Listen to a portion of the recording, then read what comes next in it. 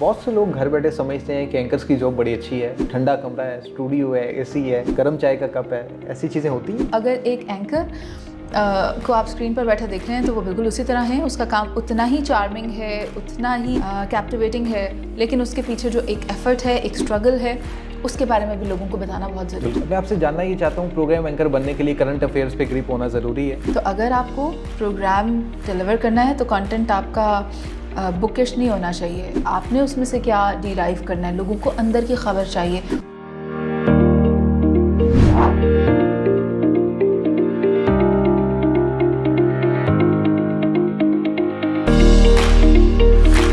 अस्सलाम वालेकुम viewers, sharing of professional wisdom के साथ मैं हूं आपका मेज़बान हमजा ज़ैद। हमारे आज की गेस्ट एक एंकर हैं, प्रोग्राम एंकर हैं और आपने समा चैनल में काम किया, दुनिया न्यूज़ में काम किया, लाहौर न्यूज़ में साथ काम किया, इसके अलावा पब्लिक न्यूज़ और दीगर चैनल्स में काम किया है। किसी तारुफ की मोहताज नहीं है। हमारे साथ आज स्टूडियो में मौजूद हैं, इनसे बात करते हैं। मुनीज़े कैसी हैं आप? खैरियत से हैं? अल्हम्दुलिल्लाह हमजा, बहुत शुक्रिया आपका कीमती वक्त का। Thank you so much. अच्छा मुनीज़े, बहुत से लोग इस फील्ड में आना चाहते हैं। फर्स्ट ऑफ ऑल मैं आपसे जानना ये चाहूँगा कि आप इस फील्ड में कैसे आए? आप एंकर ही बनना चाह रही थी? Hamza, it was unfortunate at all. मुझे अंदाज़ा नहीं था कि मैं इस फील्ड में आऊँगी। मैं मास कम्युनिकेशन में एनरोल थी पंजाब यूनिवर्सिटी से। मैंने बीएस ऑनर्स किया। वैसे तो ये सिलसिला रुका नहीं है अभी तक। Doing my MPhil now. और जब मैं ऑनर्स कर रही थी तो उसकी रिक्वायरमेंट थी कि हमें इंटर्नशिप करनी है। इंटर्नशिप प्रोडक्शन डिपार्टमेंट में करने के लिए मैं उस वक्त ए लाइट चैनल पर गई, जो कि अब बंद हो चुका है। फिर 2 महीने की इंटर्नशिप की। फिर 1 माह बैठ के सोचा कि कुछ और कर लेना चाहिए, प्रोडक्शन तो सीख लिया चलो। फिर मैंने अपनी फ्रेंड के साथ अप्लाई किया दोबारा, और फिर मैंने news department, news anchoring department में अप्लाई किया। हुमायूं सलीम साहब आजकल लाहौर रंग को ओवरऑल देख रहे हैं। All the credit goes to him. आपको अपने मोहसिनों को याद रखना चाहिए जो आपको मौका देते हैं। तो उन्होंने मुझे मौका दिया और उसके बाद चल आज हम यहाँ पर हैं।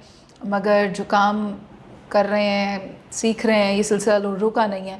तो ना सिर्फ मैंने न्यूज़ एंकरिंग की, फिर 2014 में मैंने डॉन में लिखना शुरू किया, लेटर टू द एडिटर में। तब मैंने लिखना शुरू किया। अच्छा। और वहाँ से जब मेरा पहला लेटर पब्लिश हुआ, दैट वाज 14 फरवरी। अच्छा, ठीक है। और वो मैंने पाकिस्तान और इंडिया के रिलेशंस पर लिखा। वहाँ से मुझे हौसला मिला कि वाओ, मैंने कुछ लिखा और वो रिकग्नाइज हो गया, वो पब्लिश हो गया, और वो डॉन में पब्लिश हो गया। फिर उसके बाद मैंने उर्दू अखबार में लिखना शुरू किया, कॉलम नई बात में। और फिर मैंने सोचा कि अब मुझे कॉलम्स पेपर के लिए भी लिखने चाहिए, इंग्लिश पेपर के लिए। तो फिर मैंने डेली टाइम्स में लिखना शुरू किया। Life has been a constant struggle. ये जब शुरू किया था तब इस बात का अंदाज़ा नहीं था। फिर मैंने 2021 में, मैं ये बता इसलिए रही हूँ हमजा कि आपके पास एक डोमेन नहीं है। अगर आपको आगे जाना है तो रास्ते बहुत सारे हैं, आपको हर रास्ते पर जाने की कोशिश करनी है। अगर आप एक ट्रैक पकड़ कर चलेंगे तो आप अगर उसमें नाकाम हो जाते हैं, अगर आप चलते चलते थक जाते हैं, अगर आपको उसका रिवॉर्ड इतना नहीं मिलता तो आपको बहुत ज़्यादा डिसबिलीफ हो जाता है, आपको डिप्रेशन वाली स्टेट में आप चले जाते हैं। तो फिर अपने लिए इतने ज़राए पैदा करें कि आपको कहीं से भी मायूसी ना हो। क्योंकि आज के दौर में अगर हम देखें तो एक सोर्स ऑफ इनकम जो है वो ठीक नहीं है, वो बहुत कम होता है।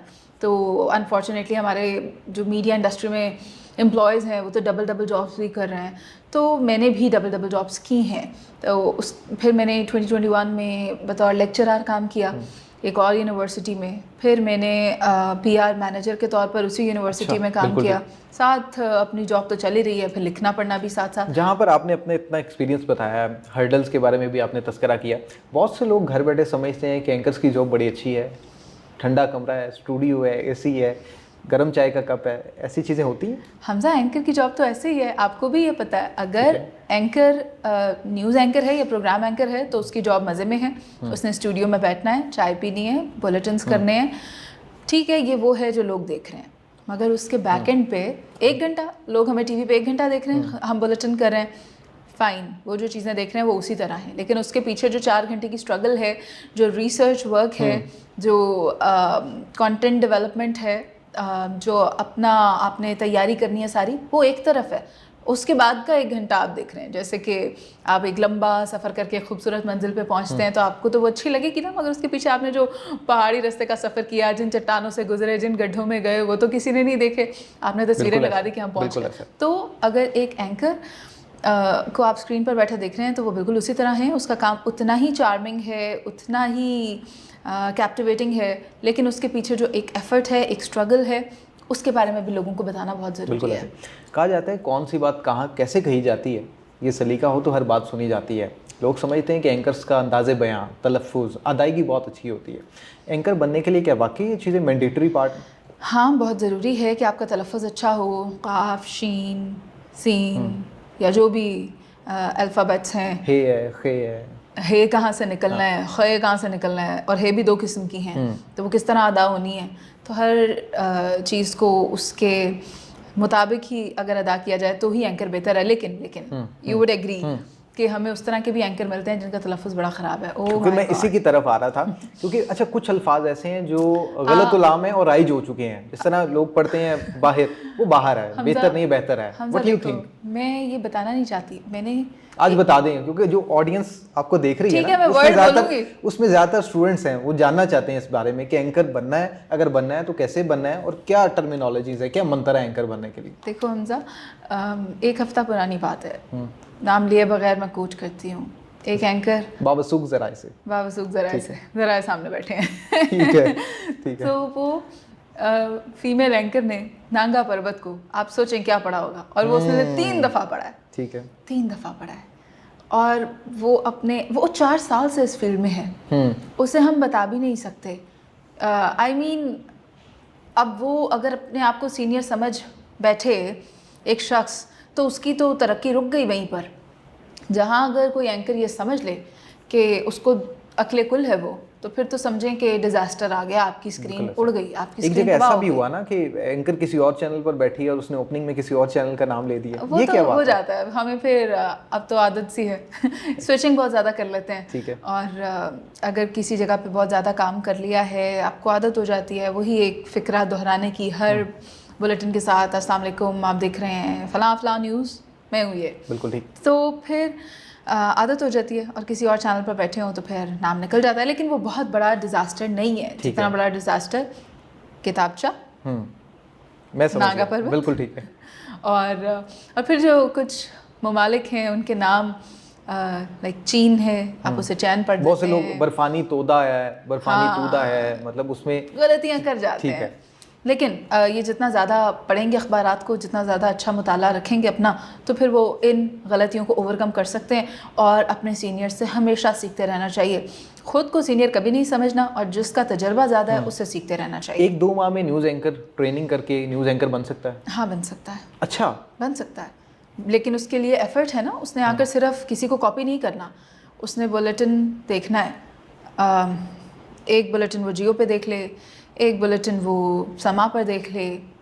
अब मैं नाम तो ले चुकी हूँ, लेकिन बात ये है कि अनबायस्ड होकर देखे, ARY पे देख ले, चैनल्स को इस तरह से देखा जाए। और फिर करंट अफेयर्स के प्रोग्राम्स भी देखें, 10 बजे का देखें, 8 बजे का देखें, ताकि आपका जो क्रिटिकल एनालिसिस है वो डेवलप हो सके। एंकर का मतलब खाली प्रॉम्प्टर रीडिंग नहीं है, टेलीकास्टिंग नहीं है, उसको क्रिटिकल एनालिसिस करने की पोजीशन में भी ख़ुद को लाना होगा। और फिर वही बात के डेली इदारिया पढ़े, अखबारात का, जंग का पढ़े, डॉन का पढ़े, और दी न्यूज़ को पढ़े। ये वो अखबारात हैं जो आपकी नॉलेज को इन्हांस करेगी और आपको ये कैपेबिलिटी देगी कि आप भी उन बड़े एंकर्स की तरह परफॉर्म कर सकें या सवाल कर सकें। बिल्कुल ठीक। न्यूज़ एंकरिंग की आपने बात की, आगे चलते हैं। प्रोग्राम एंकर की बात कर लेते हैं। आप प्रोग्राम कर रही हैं चैनल 24 पर, प्राइम टाइम प्रोग्राम कर रही हैं, और प्राइम टाइम एंकर को अच्छा एंकर समझा जाता है, जो कि आप हैं।